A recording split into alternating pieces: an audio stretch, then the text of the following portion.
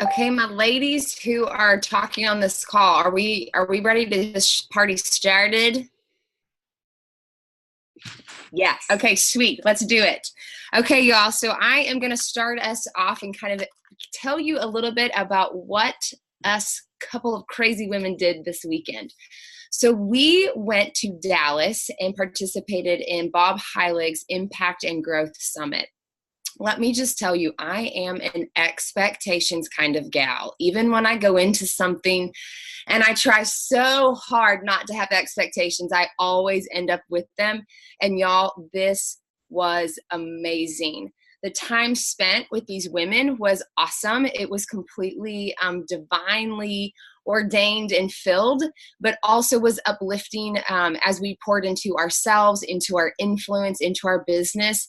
And we might have had a little bit of pouring into some whiskey cake. Okay, that was fantastic, my ladies. Okay, so I'm going to jump right on in. We want to be sensitive to y'all's time and respectful of that. So I am just going to jump right on in and talk to you a little bit about a mom's panel that spoke to us about how they do motherhood and how they incorporate their business. So remember, this wasn't just all Plexus. This was just MLM's network marketing across the board. So we heard from multiple different companies and their leaders. Okay, so I'm just going to tell you some of the things that they shared. So one of the moms gave this great analogy of spinning plates, and as if we are balancing, we're doing this balance act with all these different areas of life and all the things that we've said yes to in our daily activities and our weekly activities. And when we say, I do not have time to work this business, I don't have time to do this in my life right now, what spinning plates do we have that we can get rid of, set aside, and be able to focus on the ones that are more important? I thought that was just a great analogy because we definitely feel like we as women and moms are doing a juggling act most of the time. Another girl, she put it great. She said, we cannot give 150% to this business. We can give what we can, and we can map that out however that looks for us, but we can't give 150% because we are not just Plexus ambassadors. We have many other roles in life, and so we should not feel guilty or be embarrassed about that. So it's okay that we set aside the time that we do for our business and focus on that when we have that time. Okay, this was a total mind shift for me. So when we say I'm just busy, so when we say, hey girl, how's it going? Girl, I am so busy. It's one of the most common things that we say about our lives. And one of the women challenged us to say abundant. Instead of saying busy, I'm abundant. My schedule is abundant right now. So busy has a negative connotation. Abundant has a positive kind of feel to it, and kind of makes you just feel blessed. So we're blessed to have the schedule and the life that we have. Okay, so when we are working, we are to have blocked time for that. So when we know we are in our workspace, but to get your family on board so that they know that. So your husband's not surprised or your significant other's not surprised when sister goes into the office and pieces out for 2 hours, right? So that your family knows and they are part of that system. But also when we are with our family, to be present with our family. When we're working, we feel guilty about not being with the family. When we're with family, we feel guilty about not working. So finding those spaces and respecting them. Notifications go off when we're with our family. Turn the phone off. Put it in another room. Take your little notification watch off and get rid of it as well so that you are completely present and not feeling guilty about being somewhere else in the moment.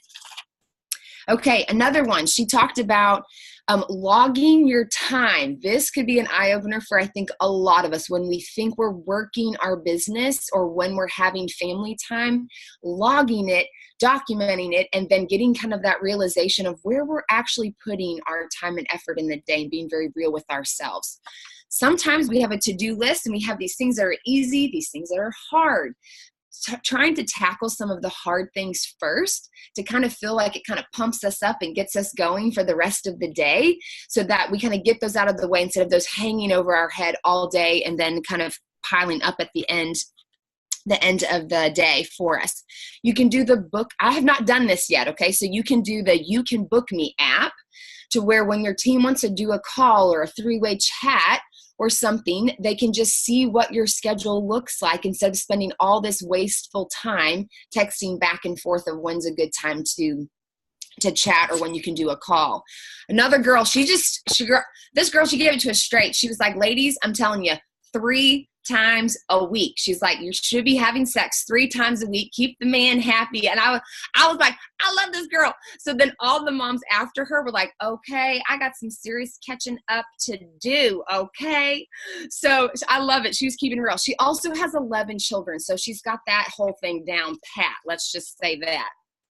Okay, so the last thing that I wanted to say was when one mom put it very real, and she said, when you have your phone out and you have a child or your husband is talking to you and your phone is out and you are looking at your phone, you are portraying to your family that your phone is more important than they are.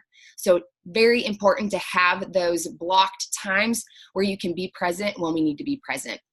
Okay, so Cheryl is gonna speak to y'all next on scarcity. So excited to hear. Okay, so scarcity.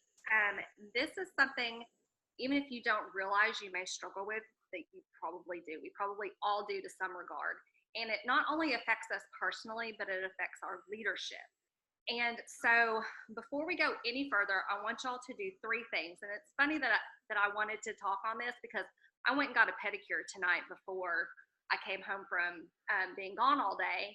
And the guy that gives my pedicures, he knows that I have a really hard time relaxing. And so he made me, because I had my phone in my hand and I was, doing my stuff. And he said, put your phone down. And he was like, he made me put it away. So I want everybody, unless you're using your phone to be on this Zoom call, put it away. And then he had me close my eyes and take a deep breath. And he said, just exhale the day away. So close your eyes for a second and exhale the day away. But put that phone away because I'm going to talk about how the phone affects scarcity. Okay, so an underlying assumption that most of us have is scarcity. And that is reflected in things like the 3 myths. They said there were 3 myths of scarcity. There's not enough. So what that means is, well, so-and-so went diamond, or so-and-so's already earned that. There's not enough people for me to earn that too. That's a scarcity mindset. There's enough people for us all to be successful. More is better. If we're always looking for more and we're not satisfied, and happy and pleased with where we're at today, when we get to what we think is going to make us happy and satisfy us, it's not going to. And then that's just the way that it is. That's just a cop out. That's just you know what? Things are never going to get better. That's just my lot in life. And that's a scarcity mindset. And so I got to thinking about some very practical ways too that we can see how scarcity exists in our life. Okay? Are you living on your phone because you're afraid you're going to miss something? That's a scarcity mindset. And I'm as guilty as anybody else is about that. This is a really big topic to me. Something that I really want to help a lot of women work through is mom guilt. If you're using that hashtag mom guilt, that is a scarcity mindset. You are not going to be the best mother for your child if you're always catering to your child and living out of mom guilt. So let's work on the mom guilt. Telling yourself that things are never going to change. That's just the way that it is. Comparing yourself to the next person. Comparison is just a very big scarcity. And thinking that we have to be perfect, that we have to have it all figured out before we take the next step. That will paralyze us and that creates scarcity. So, one of my favorite things that I love to say now is, I am enough. Not that I'm good enough, I am enough. And that will help us work through our scarcity mindset. Let's see. Gail already touched on it, but I want to repeat it because this was a big thing that stuck out to me. We use the word busy and it's got that negative connotation to it. When we use the word abundance or abundant, that's got positive. So let's replace that. I have such a busy life. Who thinks anything positive when you hear that? Probably not. But if you say, I have such an abundant life, we're working out of that. We're moving past that scarcity mindset. We're moving into that abundance. So how does this affect our leadership? Well, we've got to ditch the comparing, the perfectionism, and the excuses. Once we work through those things, that's going to help us step into a better leadership role. It's going to help us set the example for our teams. The second thing that they told us was to embrace the suck. Y'all, sometimes life just sucks and we have to work through it. It doesn't mean that we're stuck there. It just means that for the time being, it sucks. But, and I can testify to this, the hardest experiences can bring about the best results for us.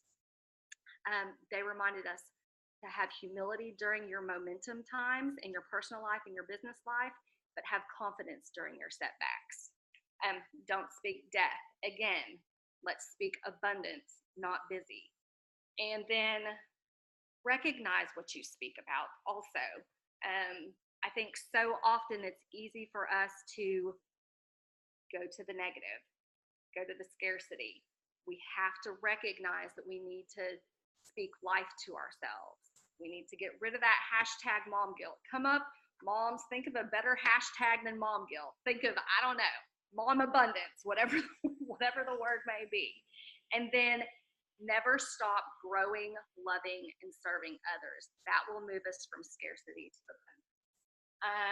Amber, you are up next. I think it's actually me. Is it? Okay. It's me. Up next. Okay, guys. So I only have 5 minutes, but I really I need like 3 hours to talk about how much I learned from Preston Pugmire's accountability session. Some of you may be in the Mindset Jumpstart right now, and you probably have gone through this, but he went through the same thing with us in Dallas, and the hands-on that we got from him was so powerful. And he talked me through something that I had a really hard time with at first: victim mentality, victimhood. As a social worker, I hear the word victim and I want to love on them. And I have a hard time with getting past victim mentality because I'm thinking about substance abuse, I'm thinking about physical abuse or domestic violence. So these are the victims that I work with, right? But that's not what we're talking about tonight. So he makes a very clear distinction that these are 2 different things. So I want to make that very clear distinction that these are 2 different things. But we have to be in control of our thoughts and our actions if we're going to be successful in life, and especially in this business. And so we're talking about accountability and victim stories. And victims, these are the people that we all know. We have all been them at some point in our lives. We can't escape that, even though we would like to claim that we haven't been. Life just happened to me. You know, I'm not a victim, right? We are all victims to our story at some point. And he calls victims unconscious reactors. You're either unconsciously reacting to life or you are a conscious creator of your life. So victims put the blame of life on some external circumstance that's happening outside of us. And it's when you decide that you are limited by something or someone outside of yourself. And if that's the case, then we don't have much control over our lives, right? Like we're just going along and being swayed by everything that's happening outside of us, and we feel like we have no control. But so I have a super ridiculously relevant example to give you. I'm going to give you a really awesome victim story about what just happened to me. Okay, so we moved into a brand new house and we didn't have internet for 9 months. Can you imagine working a Plexus business successfully without internet for 9 months? It's really hard, I'm here to tell you. Okay, so we didn't have the internet. We finally got internet like 2 months ago. Actually, not even 2 months ago. And another internet company decided to come in and bury a new line, and they cut ours. So 20 minutes before this call, I find out that I have no internet to be able to get on this call. right? And I see your faces. Exactly. This is crappy and terrible, and I am the victim to this situation. I did nothing.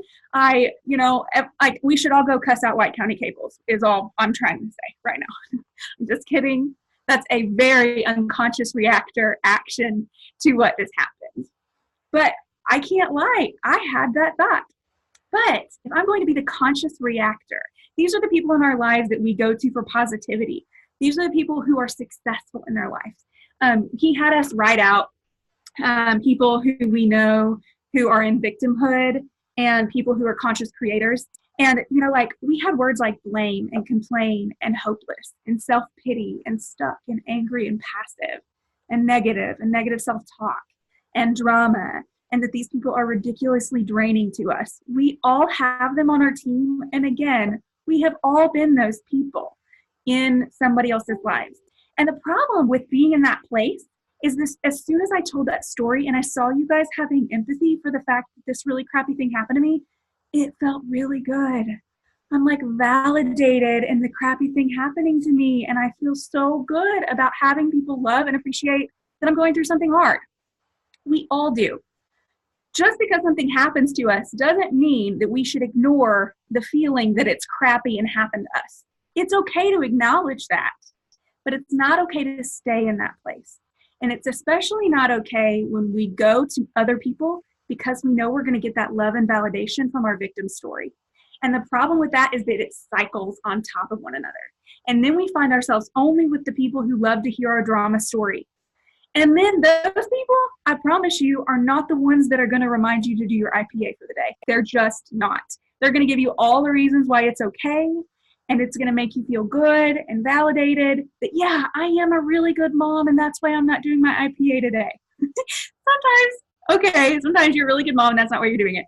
But sometimes we use all the excuses in the world as to why we're not going to do the things we know we need to do because it's easier to be in that place. So he gives us, I'm going to try to go really super fast. He gives us the conscious creator questions we have to ask ourselves. So when something happens to us, we ask the question, how did I contribute to it? Well, for me, I moved into a brand new neighborhood. I should know that burying lines and new things happening and not having things as soon as I want them, I should have known that that's a part of it. I contributed to that, right? Okay, also, what am I pretending to not know? Well, I'm pretending to not know that it's easy to ignore a flag in the ground and to be cut. I'm ignoring that, okay? Also, what energy was I bringing to it? Well, I'm here to tell you that I had no one to blame but myself for my negative attitude that I had going into this.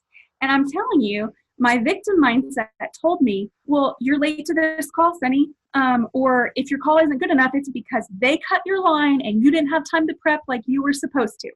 And so then I'm off the hook if I don't do a good job tonight, right? I'm off the hook if I'm playing victim mentality here.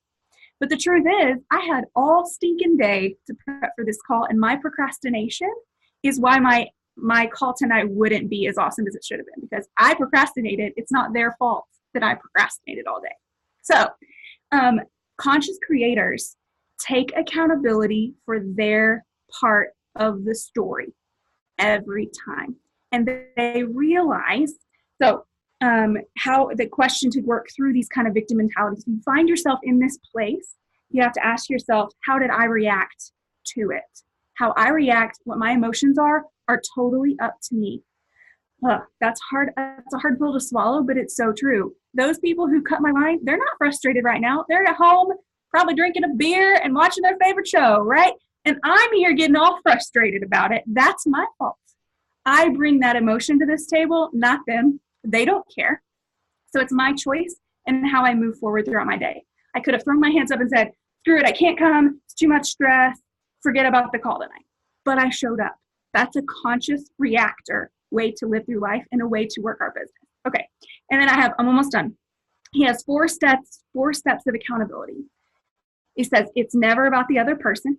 2, how did I create or allow or react to the situation? Or what meaning did I attach to it? That one is really hard. And Amber's going to talk to us more about the stories that we create, about the meanings that we attach to things. So I'm not going to go into that too much, but we can start to attach meaning to things that happen to us and tell ourselves story of stories about I'm not enough, I'm not a good enough leader. If I were better at this business, these people wouldn't have quit, or that person would have said yes to me. Be careful with that victim mentality because it will spiral you downward. Okay, and then also 3, what is my specific lesson? Conscious creators in life, they are always looking for the lesson through the trial. They do not get stuck in the trial. They are always learning and growing through it. Okay, and then the last one is, what am I committed to moving forward? How am I committed to moving forward through this to become a better leader, to become a better Plexus ambassador, to be a better conscious creator? And again, the words that went on the conscious creator side, you guys all know them. They're people full of gratitude and grace and joy and confidence and light and positivity. They're inspired, they're beautiful, they're accountable, and they know that they're worthy. Because I want to be on that side of the story, don't you? I just thought this was incredibly powerful, and I'm excited to dig into this more because I know I have so many victim stories that I have so attached myself to in this business. No matter what rank you are, that is going to keep happening to you. And Preston reminds us that, you know, you may create that victim mentality and story, and you may think you've forgotten about it, and then it's going to slap you in the face later, and you have to work yourself through those exact same accountability questions over and over and over again in order to be a conscious creator in your life. So moving right on along, I want to pass the mic over to Amber Emerson. She's going to share with you a little bit about storytelling. And we had 10 hours together on the way to Dallas and back, and we had such a good time learning about our stories and where we're going to move forward from there. So I'm excited to hear more from her. It was like 10 hours of free therapy. This, you know, kind of what we told her, especially on the way back. It was like, well, I'm not going to be a victim anymore, and this is why, you know. So we kind of got it all off of our chest. It was great. But I'm going to talk to you guys about changing your story and how that can change your life. And really, for me, this was a Bob session, but it was kind of like a resounding theme throughout. But Bob really hit the nail on the head Friday night when he did this. I cried, and I'm not a crier. Jackie sat next to me, and she got to witness me cry multiple times during this event. So she's just so sweet. She just put her hand on me, and she's like, "It's okay. It's okay." You know, like, just work through it. But every day we get the choice to decide whether we are successful or whether we are not successful. Have you ever heard the term, like, if you either react to your day or you are ahead of your day? Like, if you know that to be true, especially if you're a parent or you have littles. I've got 3 littles. And the story that I had told myself over and over and over again was that, okay, you know, there's no way for me to get on top of all of this in the morning. There's no way for me to get on top of everything I have to do because there's just so much. You know, I've got this team. My husband has a business. I'm just busy, man. I just got too much going on. I'm living in abundance, right? And the truth of the matter is that it's all how I frame my day. And one of the things that they said was that, you know, sometimes we share this story. We say, okay, the way that I approach my life is the way that I approach my business. Let that sink in for a second. So if you're doing all of these things in your life and you're just reacting to them, and it's just one thing after another, and you're never on top of it, you guys, you're probably doing the same thing in your business. And I'm just, truth moment, I mean, that's, you know, that's what I was doing. And it was like, oh my gosh, this is ridiculous. I mean, to a point, I have schedules and things, but there was a lot of things I was flying by the seat of my pants, you know, and no more. Like, but the other thing that we do is we tell ourselves things like, I'm not like whoever. You know, I'm not organized. I'm not as organized as so-and-so. Somebody this afternoon I was coaching on a call said, I'm scatterbrained. Those were her words. And I said, no, you are not scatterbrained. Like, that is the story you've been telling yourself, and we can change this story. But the other thing that we do a lot of times, and I know that I've done it because, you guys, I got my business to Senior Ruby with a full-time job and working in corporate cybersecurity 60, 70 hours a week. And guess what happened? I got comfortable. I got content. Like, I really got to this place where it was like, okay, we're good financially. We've bought this awesome house. We're here in this place. You know, we're not hurting anywhere. There's nothing's bleeding, you know, and we're good. We're good. We're paying off debt. We're good. But guess what? Growth doesn't come from that comfortable place. And in order to do the things, like I love to travel. That's a huge thing for me. I love to travel. I want to be able to spur of the moment big trip, not just, oh, you know, we're going to go do this or do that. I want to be able to go and do whatever it is and not say, well, we have to drive because we can't afford plane tickets. I don't want to live that life, you guys. I want to change my story. So that way my story is of abundance. And we also, if you know us, we're huge givers. We love to give. We love to be able to do that. And everything on this earth requires what?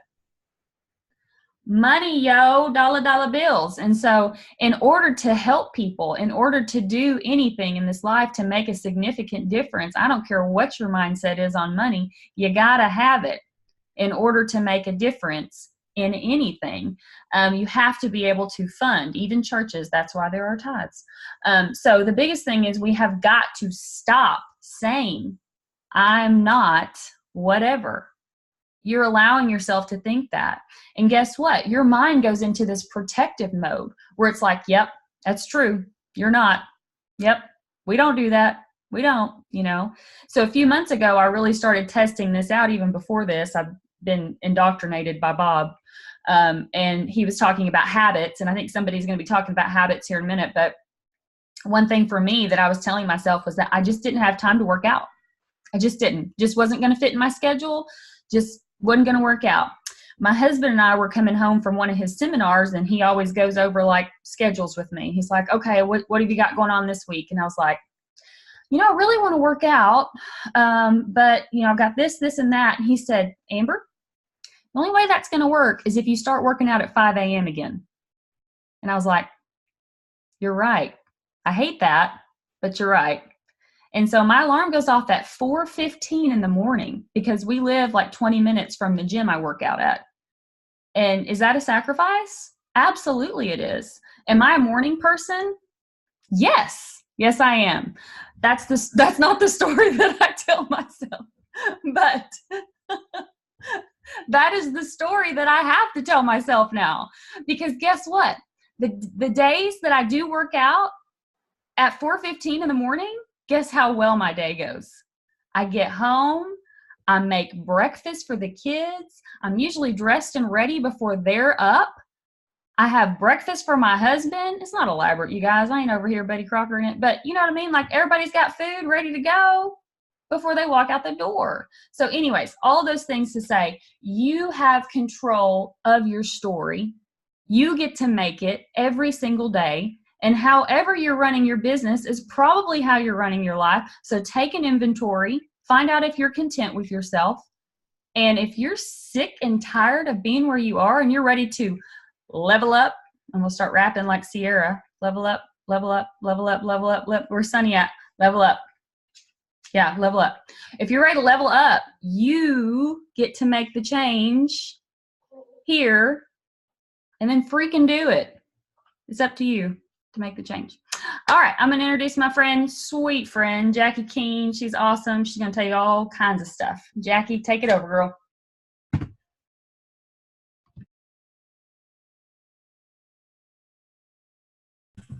Okay, let's try that again. Thanks, Amber. I'm so glad that I got to go to this summit. And for those of you that might have a little bit of FOMO, don't. We are going to give you the best highlights that we have. And to tell you the truth, I have a secret. I do.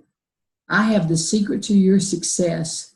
I may have known this forever, maybe deep down, but it took 3 days of Bob and Preston and numerous ladies to dig it out of me. But I'm not going to make you go through that because I'm going to tell you the secret because I'm your friend. And I'll back up just a little bit. I love Jessica Heffley, and I know everyone on this call does. And God love her. She has more patience than I can imagine because I call her all the time and say, Okay, I know there's a magic message. What is it? Okay, I know there's a magic post. That's how you got to be diamond. If you will just share that with me, I will put it out there and I'll be diamond. And God love her, she would just love on me and she'd say, that's not the answer. That's not the answer. So I went to the summit, and at the time I didn't know anybody else that was going, and I thought, you know what, I'm just going to buck it up and I'm going to go. So of course I ran into, hundreds of wonderful ladies that I know and love, but I heard the secret. And I know you want to know because I know you have that burning desire. So I'm going to give it to you, but you guys do not need to write it down. It's our secret. It's going to stay right here in this little group. I think there's 48 or 50 of us on here. So no one tell anybody else because it's our secret, okay? Because I can trust you, right? You already know the secret. And it's a 4-letter word, and you will not even utter it. But I'm going to say it for you. The secret to your success is fear. You need to find out what it is that's holding you back. And I will tell you, for most of us, it's fear. Fear of what people will think, fear of someone will ask you a question you don't know the answer, fear of someone telling you no, fear of rejection, fear of not being loved. Trace it back and find out what's holding you back. And probably for about 90% of us, it's not that we don't know how, it's fear. Find it, be aware of it, because I've got really, really, really great news. You can conquer it. It does not have to hold you back. Let me give you an example. When I was a young girl, I went to the dentist and I had to have a filling, and it was terrible. The shot didn't numb me. I mean, it was painful. I had never had fear of the dentist before. I'd never had a cavity before. But from that point on, I was terrified. When I would walk in, I could smell that dentist smell, and I would begin to get nervous. My hands would begin to kind of sweat. And in the distance, I could hear that drill squealing in the background on some poor victim that's in the chair, and my hands begin to start sweating. They would call me back, and I swear to you guys, sometimes I would even act like it wasn't my name. She would have to come out into the lobby. I'm sorry, she would have to come out in the lobby and get me. And I'd like to say I was still a child, but I was married. The fear was so great. They would put me in there, and they'd put that bib around me, and I would look over here, and there was all those instruments. There was that needle, okay? And they would lay a box of Kleenex on my chest, because I would use almost a whole box, because I'd cry and my hands would sweat. I could feel it in my mouth. I could taste it. It was fear. It was fear, How did I conquer it? I kept going back to the dentist. I became aware of what the fear was and what it was holding back, and I wasn't going to allow that to happen to me. I had braces when I was an adult because it took me that long to get over the fear. But once you become aware of what's holding you back, you can change it. Like Amber said, you can rewrite your story. You can get in your own head and say, you know what, I'm not going to let that fear hold me back anymore. So that's the number one thing that I learned about myself, and probably about you, is that fear may be your underlying problem. And the second thing I learned was how to tell a story. Because people will remember a story. Because when you connect with someone through pain, how many of you felt a little bit chill bumps when you went to the dentist with me? Yeah, it's scary, huh? Now, I can't see your faces. Some of y'all are walked out, but you were there with me, weren't you? You were in the chair. You could feel it. You could smell it. That's because we connected. Now, you may not remember my name when you see me at convention, but you'll remember one thing. That girl hates the dentist, because you will remember the story. The story is how you connect. Everybody goes, well, how do we connect to people? How do we connect to people? How do we connect? You connect by finding a common ground. And you find the common ground by story. You need to talk to everybody. I'm looking at Helig. hey, Haley, I'm looking at Monica. They're on my team. They're on my power team. And I'm looking at them because I am scared to death. And Sunny was laughing. She goes, what are you going to do it on? I said, fear. And she goes, oh, okay. I said, I'm scared to death. And she goes, good girl, do it on fear. Let's just conquer it, you know. But I'm making eye contact with those people because I know that they're safe. But I'm connecting with every one of y'all. And that's how you need to connect to your people on your team and people that you're trying to recruit on your team. So the 2 points that I have is find out what's holding you back. It's not the how. You know, it's not the how. You know how. I mean, we all know how. But find out what your beliefs are that's holding you back.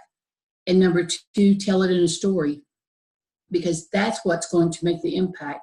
That's what's going to make the connection. Okay? And I get to talk to you all about Miss Emerald, Megan herself. You need to get out a piece of paper and a pencil. This girl is going to tell you how you can have it all. She is going to help you save some time in your busy, busy life. Megan, it's all yours, babe. Thank you so much. And I love that story. I will never forget it. So way to rock it. Hey, everyone. I am going to talk to you about Brooke Hemingway actually spoke at Bob Helig's Summit. And I actually heard from my Jewel coach today that she will be speaking at convention as well. Fingers crossed that she is going to be presenting this same exact presentation that she did at Bob Helig's Summit. We're pretty sure that she will be, but it was literally everything that I needed to hear. Honestly, she spoke Sunday, and it was probably the presentation that really, really hit me the hardest. And it's because I related so much to her story, and I cried a lot. So there were a lot of tears shed.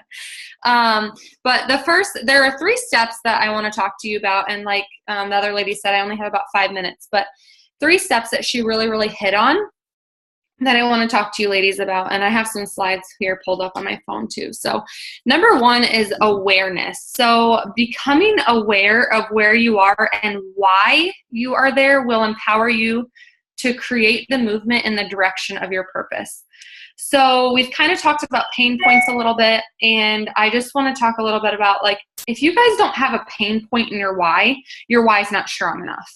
If there isn't something in your why that literally feels like your heart is crushing, your why is not strong enough.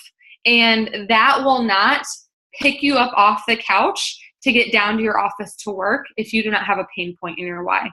You guys, here's a little bit of a story for you. I am desperate to quit working as an RN. Like, I only work part-time, but I am desperate to just be home and do my own thing and have more time with my family. It is literally becoming a stronger and stronger feeling with me every day that makes me, today I broke down completely for like 15 minutes. I'm going to be very vulnerable. But that's my pain point. Like, I'm done. I'm checked out of the corporate world, and I just want to be home with my family. So really becoming aware of why you're doing this is super important. And what do you believe? Like, what do you believe to be true about your why? You need to write that down. Have it in front of you every single day. 2, this is probably the biggest one, taking action. Making sure that you're writing down your positive affirmations every day, saying them out loud to yourself multiple times a day. I took sticky notes today, and I literally slapped them all over the house. My husband came home, and he was like, what happened? Like, ignore, like, this is for me. So, the path to success is to take massive, determined actions, to have a set plan. I will tell you that I would be at the top of this company already if I had a plan from the beginning, as a laid out plan from the beginning on what I was going to do, what actions I was going to take to meet my goals. I never did that. But now I'm being more intentional with doing that. So here's one thing that you can take massive action on: mastering your time. You guys, everybody is busy or abundant. Everyone is. We all have the same 24 hours in the day. And 3 things with your time. You need boundaries, you need discipline, and you need delegation. Boundaries such as scheduling blocks of time of when you're doing specific things in your calendar. If you don't have a handwritten calendar, I don't know about you guys. I know some of you have it on your phone, but I highly recommend writing it down. A discipline, as in, you guys, there's going to be tough days where you don't feel like taking action, but you need to make yourself. The more consistent you are in making yourself do the things that you don't want to do, the more successful you're going to be in the end, because you did those things that you didn't want to do when you didn't feel like it. And then delegation. So finding someone to clean your house, finding your neighbor girl to come over and watch your kids for 2 hours every other day or 2 days a week, so you can intentionally sit down and work your business. That way you can be intentional when you have family time too, putting that phone away. Kind of like what Gail talked about.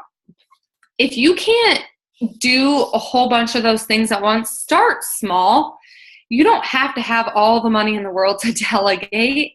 Start small. Start with paying someone to come over, and a teenage girl to come over and fold your clothes and do your dishes for $50 a week or whatever. Find little areas where you feel like you're not being fulfilled and where you feel like you could be happier in a different space, and delegate those things that you hate doing to other people. That is where I've had lots of conversations with my husband recently. That is where we're starting to delegate things to people, because we have to. At this point in my business, we have to start delegating. Otherwise, it's going to be really, really tough, and you're going to hit a burnout point if you don't start delegating. And also, you have to be willing to sacrifice something. So there are going to be times, you guys, where there is no such thing as balance, but as they're finding alignment, which we'll go into next. But there's such things as like when you have teammates pushing for a rank at the end of the month, where you're going to have to put in a lot of freaking time at the end of your month. But then there's also those times in your business where you should be able to take a step back and go on a family vacation or whatever without having to worry about if everything's taken care of. And minding, that was a huge point for me, because I have a hard time when spending quality family time of putting my phone down. You guys, your team's going to survive, and they're going to figure out the answer to their question that they're messaging you every day. So, just don't be afraid to put your phone down, and I promise you no one's going to die. Like, seriously, your team will survive without you answering their question within the first 10 minutes. And then when you are working, making sure you're taking a break every 50 to 90 minutes, because you guys, our brains get tired. So making sure that you're intentional in that, getting up, getting a drink of water, going and getting a snack, whatever it looks like.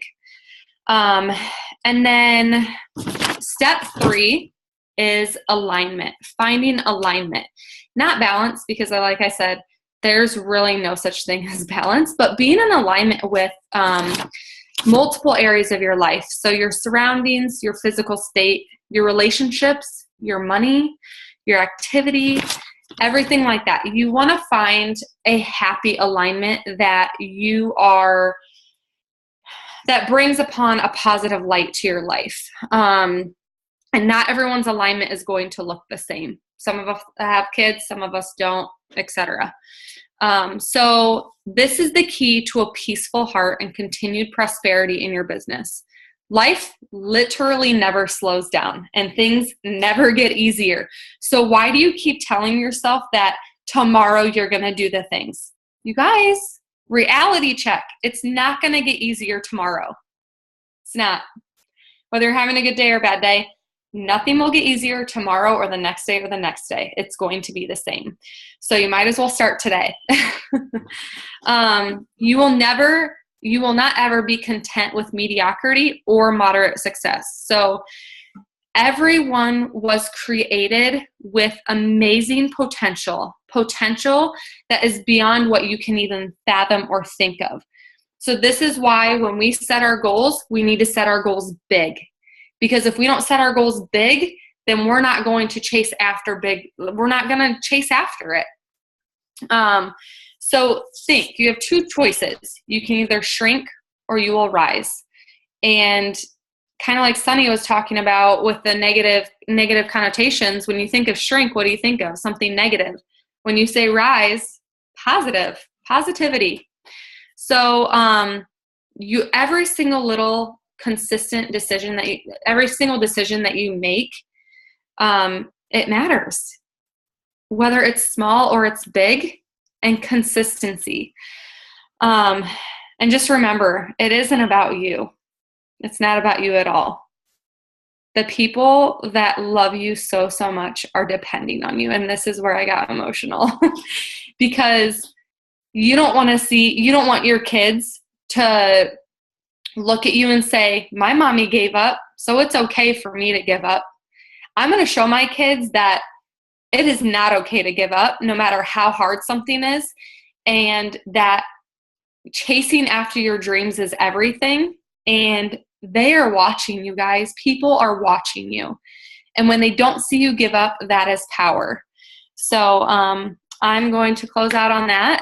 And we are going to hear from Emerald Ambassador Beth Light next. And I am so, so excited to listen to her speak. Thank you, Megan. Okay, I took so many things away from this weekend with Bob and all of the amazing speakers that were there. And whenever I got home, I kind of jotted down, like, these are some themes that stood out to me. And one thing that really was reiterated over and over and over again is to be yourself. In this business, as you approach people throughout your life and finding alignment, being yourself in that process, and just how important it is to show up as yourself in all of these ways. So similar to Jackie, who talked about fear and, being afraid to talk about fear, like, here I am. I struggle so much with finding or reminding myself the value that I have to bring. And I don't know if that resonates with anybody else, but I find so often that I quiet myself, I shut out my own voice, I diminish my own value, and I just say, like, they don't need to hear from me. They've got it from all these other people. Like, what I have to say and how I have to say it is not important. And so there were several speakers throughout the weekend that really touched on this in a tangible way that I want to kind of share with you some of the takeaways that I got from them. So we heard from Fraser Brooks, who, just look him up and just follow him on social media because you will laugh every day of your life if you do. He was fantastic. And so he talked a lot about connecting and being yourself in the connection process. And it was really like watching a stand-up comic and gaining so much value at the same time. It was fantastic. And his tagline was be you ×2. So whenever you're showing up to connect with others, be you big, show up in a big way. He had this really great little tagline, like, that he kind of, I don't know, the way that he described it was fantastic. He said, be viral. And so how he defined that was viral in connecting with other people, be vulnerable, be intense, be reliable, be authentic, and laugh.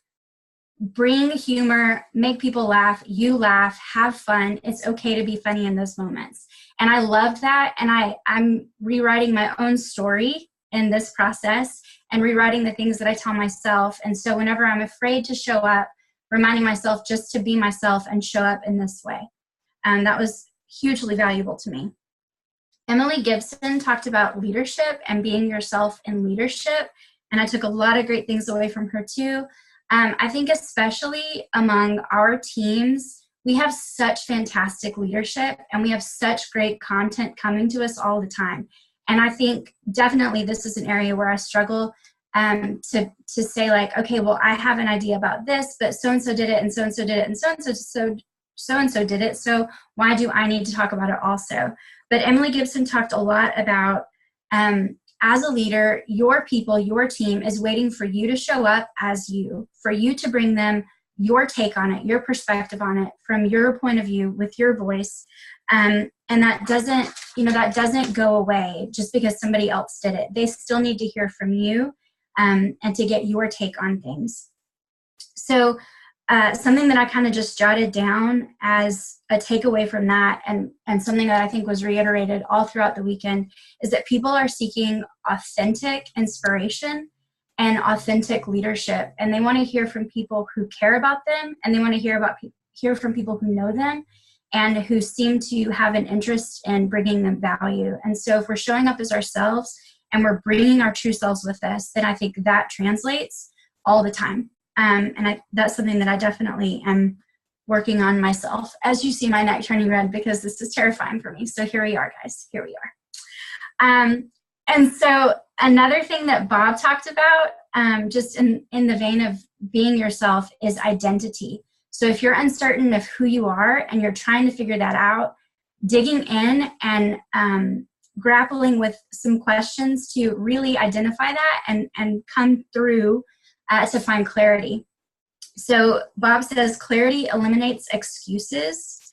So if you're uncertain, if you're looking for that, he says first, decide the person that you want to be. And then second, prove it to yourself with small wins. So small actions day in and day out, proving to yourself that you are the person that you want to be, that you are the person that you are trying to be. He talked a lot about habits and the importance of habits. And he said, you can't just wake up and change your life, but you can wake up and change your habits, and changing your habits will change your life. Another thing he said is it's easier to act your way into a new way of thinking than to think your way into a new way of acting. And that really, again, resonated and hit home with me, that if I show up, if I'm consistent, if I'm myself, and I do that day in and day out, then I'm doing the things. I'm doing what I need to be doing to be the person that I want to be, and to lead the people in a way that I want to lead them, and to connect with the people who are looking for that. So my kind of general takeaway from all of that is to start small, to show up, and to be yourself. So I feel like I ran through that really quick. I know that we're getting short on time. So I'm going to turn it over to McKenna, and she is going to share some more with you. And I can't wait to hear what she's going to talk about as well. McKenna? Hi, ladies. Excited to, and any gentlemen that might be on, excited to chat with you. One of the very first things that came out of Bob Helig's mouth was, and I was like, well, this is just going to be a jam-packed conference. But he said that the days of lazy business practices for our industry are over. The days of throwing up a salesy graphic or copy and pasting prospecting, as he called it, those days are no more. He said there's a certain level that those things might be able to get you to, but we're really seeing now the way social media is shifting, the way just people are shifting, that just doesn't work anymore. And I don't know if you are like me, but I will admit, if I have a friend from, 20 years ago that suddenly friends me on Facebook, my first thought is, I wonder what they're going to cold message me that they're selling.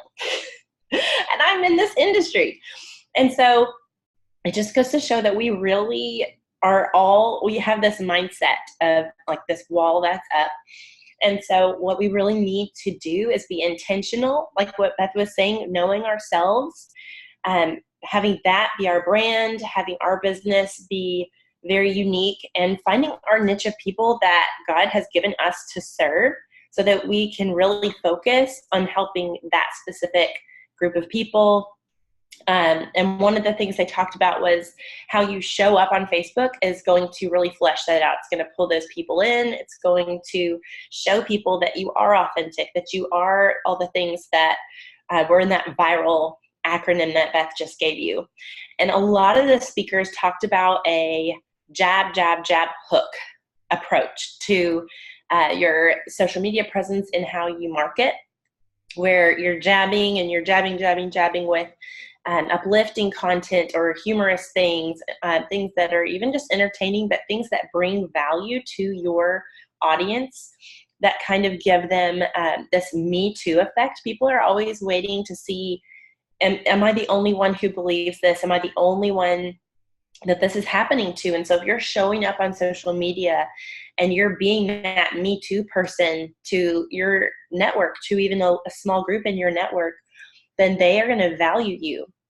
And as you do all these jabs, as you show up consistently on social media, doing live videos, which I believe Brian's going to give us some tips on in a little bit, then they're not going to mind if every now and then you throw in a hook of some, if it's a promotion, you can say, okay, we're having a sale today.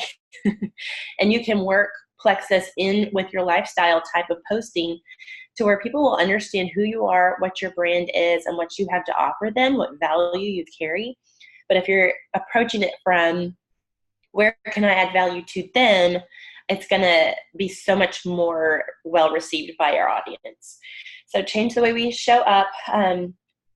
Regular live videos. I don't know if Ryan's going to mention this, but one of the things that I did want to mention, they gave the website, answerthepublic.com, where it gives you just limitless ideas for live video content. It gives you all of the top Google searches, like questions people are asking.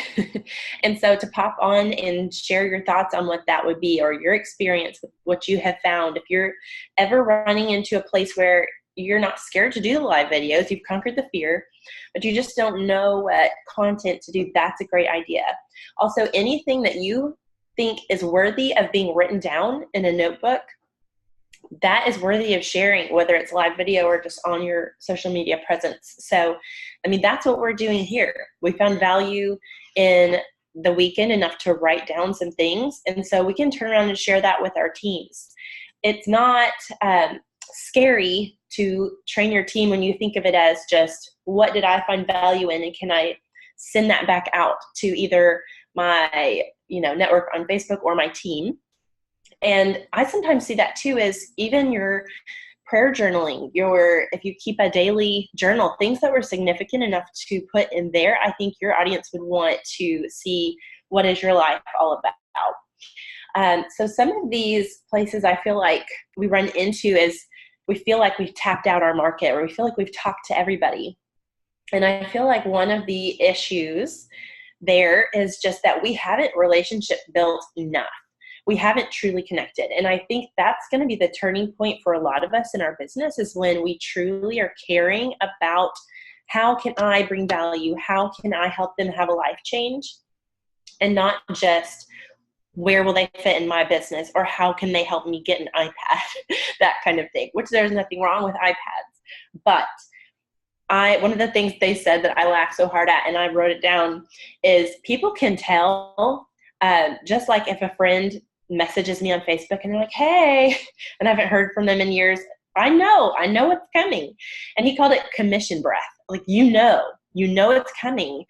I don't care how great your words are. I don't care how long it takes you to go from the relationship building phase to the pitch. If that's your intent, you're going to stink of it the whole time. There's nothing you can do to help it. So the only way you can change that is to change it from the inside out, and to truly get to the root and change it in your heart. So if you don't feel like you're at that point in your business yet, I encourage you to really pray over that and really dig deep into just maybe relationship building with someone that isn't going to be a huge proponent in your business. Really practice that relationship building where it's not a temptation to pursue the business aspect, just to help get that commission breath stink off of you. So as you feel like, I know at my level, sometimes I feel like I'm running out of connections, and I'm not going to share what these are tonight, but one thing that was super encouraging to me was truly this scarcity mindset of like, I don't know enough people, or my network isn't interested. That is a total lie in this realm of social media and technology. They gave us at least 2 sites where you can essentially search out your perfect prospect and form a connection with them over social media. And I'm not going to tell you what those are tonight, because I'm really wanting you to look at your hearts first. Because just like with your personal network, we have to be even more careful as we're adding new Facebook friends to make sure we're adding them so that we can encourage them and add value, and maybe see where God wants to use them as a resource in our life, and not just as a business growth move. So we will probably be able to share more of those later on. But I do just want to encourage you to know that that's out there. And as long as you can truly learn to add value and pursue people, you'll always be able to have a steady flow of new people in your funnel through that. The last thing I want to talk about is what Bob called, and this is one of the last things he said, so I just bookended the whole weekend with my 2 biggest takeaways. But he talked about a prospecting ratio sheet. And this to me was just brilliant. And I think we're probably going to brainstorm, maybe try to tweak this to make it exactly how we do the prospecting way in Plexus. But basically, you write down how many people you're reaching out to, and then all the steps in between, and then how many people do you actually end up converting to an ambassador or a customer. And that's your ratio of, reach out, 100 reach outs, and I can convert 3 to ambassadors. Well, as you write down the steps in between, I reached out to 100 people. How many people actually responded back? So then you write down that number. Okay, then how many people did I send a third-party tool to? And write down that number. So how many people did, they actually watched the tool? And then how many people from that was I able to get to a 3-way message? How many people from that was I able to get maybe to an event? And so walking them along the steps to closing, then how many people are you able to close? And you should be able to see in this chart where your drop-off is. So if you're reaching out to 100 people and you're only hearing back from 3, there's a problem there. Your message is not compelling enough. Maybe you're picking the wrong people to reach out to. That's where you start to look at why this isn't working for you. But if you have a lot of responses and then you never make it to the third-party tool, you're getting stuck in the relationship building phase. So that was just really smart to me, not only for our own personal business growth to know where we need to change some things, but also as we're leading team members, that is sometimes like, yeah, I've reached out to everybody I know, and that's as far as we get. Well, I don't know how to help you. So if I was able to see where is it breaking down, I would be able to really give them some more specific coaching and some tips on how to do each of those things better. Because we have tangible, proven ways to send a great message and to relationship build enough to where we can lead the conversation where it needs to go. And we can confidently send a third-party tool and set a specific time where we're going to know they're watching and be on so we can immediately respond. There are lots of tips and tricks that should be able to walk any person in the world through this business. I truly believe that. So I'm excited for that tool and excited to see how it helps all you guys in your businesses as well. And I'm going to turn it over to Diamond Ryan Evans to close us out. Hey, what's up? Okay, so here's the deal. I know you heard, I think Beth talked about it, how one of our speakers, Fraser Brooks, said, you need to be you times 2. Okay, I am seriously, when I watch videos that I do, I'm always like, man, I got to dial it back. So, seriously, I'm like, I don't think if I was me times 2, I would just be dumb. Maybe that's not the truth, but I'm always like, man, you got to dial it down, Ryan. Okay, so seriously, right now we're past the 1 hour mark on this Zoom, and a lot of you have checked out. And especially, I feel like you're going to check out when I say the next thing that I'm going to say, because you're not going to like it. At least I would say 75% of you aren't going to like what it's going to come out of my mouth next. And I feel like you need to just stick with me and listen. Okay, just stick with me. All right, guys, where our businesses and our marketing is heading is LIVE. You gotta go live.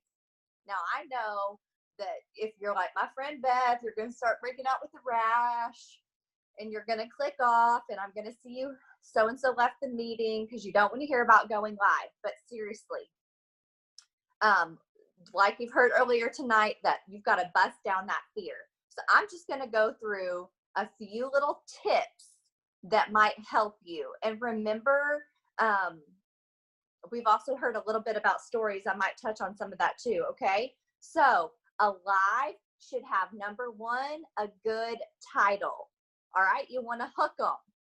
What in the world are they talking about? Let's entice them to click on that. All right, hook them. So a good title. Number two, it's got to have some delivery, okay? Some delivery. Now, if you are just starting out and you are the person that gets hives when you're going live, remember that we're going to do building blocks, baby steps. So if you going live and talking to the camera like I'm right now, and that makes you crazy nervous, maybe I don't know if you've seen any of my lives, maybe you should go live in your garden and never show your face and say, look at my plants. I'm not saying that that's perfect, but for you, that might be a good building block. Or, hey, look at my fun kid doing a little dance. Or, my kid's at the ballpark. Let's watch them up to bat. Whatever that is, that might be a little building, wear a turtleneck. That's a good idea. That might be a good building block for you to sew. A good title, delivery, and then number three, the one you're not going to like either, is consistency. Consistency, consistency, consistency. Okay? Now, there are two main reasons why people don't want to go live. Number one is that you're worried about what people will think. Now, number two is that you don't know what to talk about it. And yes, McKenna, I do have answerthepublic.com. There are two reasons why people don't want to go live. One, you're worried about what other people will think. Two, you don't know what to talk about. What if I told you that going live, coming up with a good title, delivery, and consistency, if breaking through that fear made you a diamond? Would you really care what people thought when you had 20,000 plus hit your bank account? I mean, really, I want you to think about it. Like, do you care? Same thing with posts, okay? Forget live for a second. Same thing with posts, right? People are nervous. Oh, I don't want to be that person. You don't care. When 20 grand hits your bank account every month, you don't care what people think. Go live. Break down the fear, all right? You no longer have the excuse to be fearful over live. And yes, it's going to creep up. And you know what? You do it scared.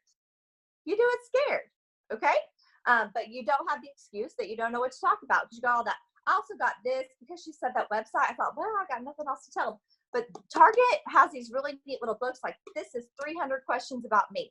But they have all these little questions. Or not 300, it's 3,000. It is literally a book full of 3,000 questions. All right. It just gives, honestly, really good questions to ask for posts too. But they have lots of different books like this. Okay. Now, we're always going to put people before sales. All right. If your focus is putting people first, your sales will come later. All right. That goes back to adding value and all that jazz. Okay. Why is video and live, why is that so important? Because it builds trust. People can relate. It builds trust. People are not going to buy Plexus from you if they can't answer these two questions. Question one, how can I trust you? Question number two is, why will this work for me? Be mindful of those things, and the live video is where you're going to start building trust. All right. It's a one-on-one connection. One great tip that they gave when they were going, when you're going live or when you're talking, is talk to one person. Don't say, which, ooh, that was a huge takeaway for me, because you know the first thing I always say when I go live on Facebook, hey, Facebook friends. Hey, Facebook friends. That's what I say. Instead, talk to one person. Say, hey, I wanted to talk to you and show you something. It's more personal. It's like you're sitting in their right there with them in their living room. You're talking one-on-one to them. Okay. All right. Here's a tip. Don't trade your own authenticity for the approval of other people. Quick example. I am never going to be the mother that shares organic snack food for children. Why? Because everybody that really, truly, authentically knows me knows I'm the mom that buys the Cheetos and the Capri Suns. Okay? Me authentically sharing about healthy organic snacks is not going to be of value to anybody who authentically knows me, because we're a Cheeto house. Okay? So be authentically you. It might be authentic for you to share organic. Let me tell you, Gail Medill posts something about organic snack food for kids. I 100% trust what she's going to say, because that's her and her brand. My brand is Cheetos. It's totally different. We're marketing to two different people. Okay? And that's okay, because that's how network marketing works so well. Okay, let's see. Now, storytelling. I know we have gone way past. Just hang with me here. I promise it will be of value. Okay, stories, guys. There is no denying I got to Diamond because I am an expert storyteller. I have told my story over and over and over again. Some of you people on this call you built your business on my story. Not 100%, but you know what I'm saying. You utilize my story. You have a story. Every single person on your team has a story for you to utilize, but you have to make sure you're actually telling it, because the more vulnerable you can be and the more relatable you can be, the more trust that you're building. And that helps them say, hey, this would work for me. All right. So our brains are hardwired for storytelling. You're 22 times more likely to be remembered if you tell a story, and stories build trust, empathy, and likability. All right, I'm going to skip over some of that. How to sell using stories, conflict, hero. Guess what the hero is? The hero is not Plexus in your stories. You know who the hero is? Your customer. Always make your customer the hero of your story. Does that make sense? Your customer is always the hero. Everybody wants to be the hero. I'm buying whatever makes me the hero. Does that make sense? Okay, so point, story, point. State your point, tell your story, state your point. What's the one thing you want them to remember? Tell the story. What's the one thing that you want them to remember? And you're going to have it hooked. The story will be so memorable. The one thing that you want them to remember will be remembered. Okay? Feelings over fillings. That is why I really wish I could drop kick some people posting graphics. Because no, graphics are not invoking a feeling. However, information is important, and putting out information is important, but it shouldn't be every single day. But it's okay to put out information, but always, always, always go for feelings over filling. Okay? Like, oh, I don't have a Plexus post today. I'll just post this graphic about magnesium. Go for the feeling. All right. The more personal your story, the more impactful. Practice. I got this great idea from, I think it was McKenna, but McKenna and Carissa had this live practice group. McKenna, did I get that from you? Okay. So I was just genius. I got a live practice group. If your team doesn't have a live practice group, join mine. Nobody's in there watching you. All you got to do is you go to the live practice. Oh, Amber Emberson started one too. Her team's got one. All you got to do is go into the practice group. The only purpose for the practice group is for you to practice going live. No one's going to be watching you, so you don't have to worry about breaking out. Okay? You can figure out how to. Oh, Sunny Rogers started one too. Yay, yay, yay. Beth, really, nobody noticed your neck hives. We're just picking on you. Okay, so go in there and practice. Sit down. Y'all see my lighting? I got this down. I feel confident. People can make fun of me about my light all day long. You know what? When I go live or whenever I'm talking to a group, I'm 100% confident. I look fabulous because I got this light on me and I feel fabulous and it makes me feel confident. Wherever you feel confident is where you need to be. Use the live practice group to figure that out. Feel confident about how to type it in. Some of y'all have never even tried it. You don't even know what buttons to push, okay? I started it. My team is already utilizing it a lot, okay? So do that. Practice, practice, practice, because practice will make you feel more comfortable, all right? Then I said record your stories, y'all. And y'all know I post like this a lot because I am a story poster.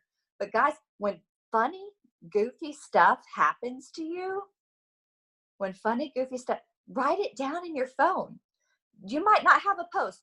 Newsflash, the funny junk that you see me and half of the other people post didn't really happen in that moment.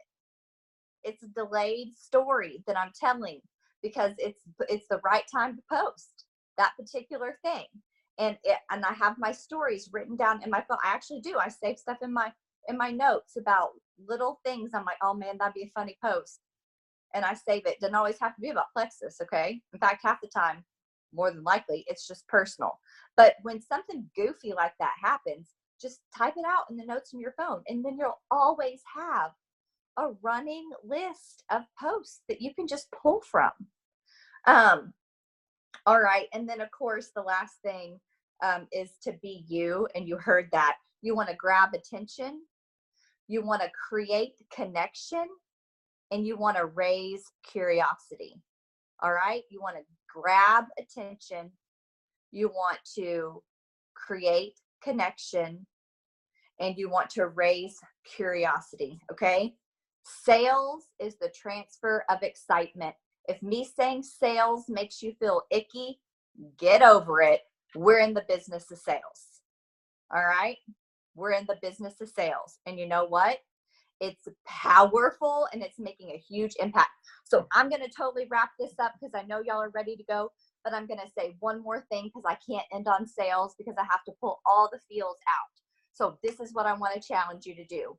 Every single day, I wake up and I pray that the Lord send me the people that need the products for their health, and they send me the people that need the business for their finances. And I've just added this one recently. I pray for the people that just need the connection that is Plexus, that is this Plexus family, okay? And then I want to challenge you to do that every single day. And I want you to know you're going to approach your business differently. You're not just going to approach your business differently. You're going to approach life differently because every single person you encounter in the supermarket, every single person you encounter at your kid's school, the waitress, every person you encounter on your team, you will know deep down inside that the Lord has sent to you for a reason. And you can add value. And you are making a massive difference in people's lives. It changes how you work the business, and it will change how God orchestrates things in your life because you will be intentionally doing what He's asked. All right? So thank you guys for listening tonight. This was fantastic. Loved every single thing everybody had to say. And hopefully we can do this again sometime. Next time, you better try and make the conference so we can all take a group picture together. All right. Peace out. Bye, guys.